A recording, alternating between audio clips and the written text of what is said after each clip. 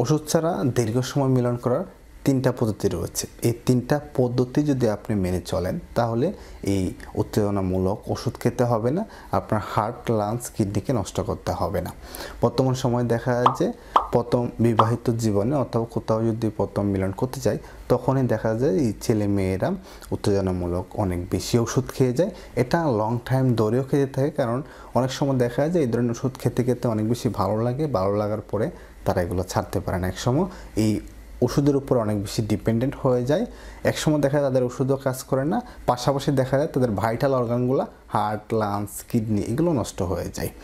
যে 3টা পদ্ধতির কথা বলছি, 1 নম্বর যে পদ্ধতি রয়েছে সেটা হচ্ছে মিলনে যাওয়ার পূর্ব মুহূর্তে অবশ্যই মাথা রিল্যাক্স থাকতে হবে। কিছু কুসুম গরম জলপান করতে পারেন, গরম দুধ খেতে পারেন, মধু খেতে পারেন। এটা কিন্তু আপনাকে অনেক বেশি মেন্টালিটি ভালো রাখবে।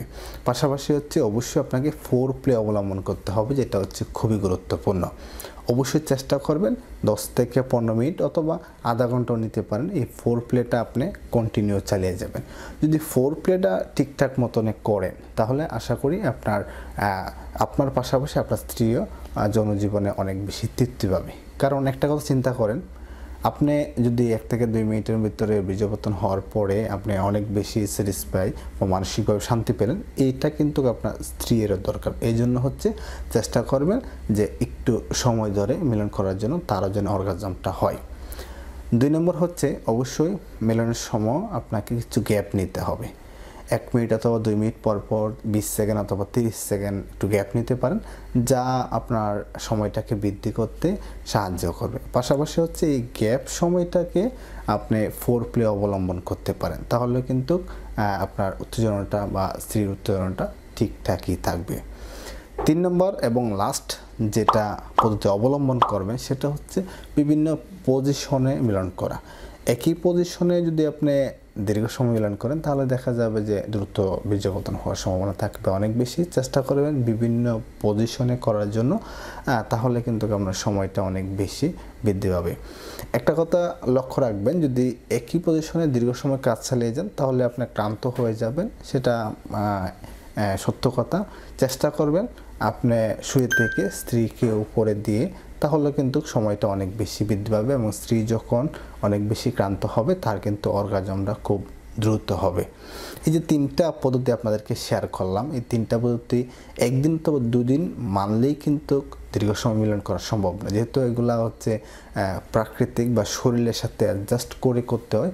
সেক্ষেত্রে অবশ্যই চেষ্টা করবেন একটু চেষ্টা করে যেন দীর্ঘদিন এই প্র্যাকটিসটা করা হয়, কারণ আমরা জানি এটা হচ্ছে একটা গেম। আপনি যত বেশি প্র্যাকটিস করবেন ততই কিন্তু এটা সময়সীমা অনেক বেশি বৃদ্ধি পাবে। একদিন অথবা 2 দিনে সম্ভব না। এছাড়া হচ্ছে আপনার যে বাজে অভ্যাস যদি থাকে, যেমন ড্রাগ নেওয়া বা স্মোকিং বা অন্যান্য কাজ, সেটা অবশ্যই বাজে অভ্যাসগুলো বাদ দিতে হবে।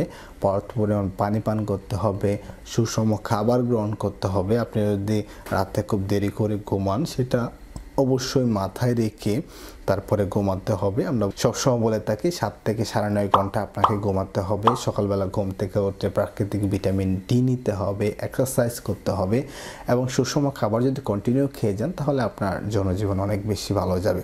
দীর্ঘ সময় বলতে আমরা বুঝি যে যদি আপনি 5 থেকে 7 মিনিট একটা মিলন কন্টিনিউ করতে পারেন, এটা খুবই চমৎকার একটা সময়। এছাড়া অনেক ব্যক্তি রয়েছে 20 থেকে 30 মিনিট পর্যন্ত নিতে পারে। ধন্যবাদ সকলকে। এই ছিল আজকের মতো ভিডিও। সকলে ভালো থাকবেন, সুস্থ থাকবেন। পরের সময় রইল।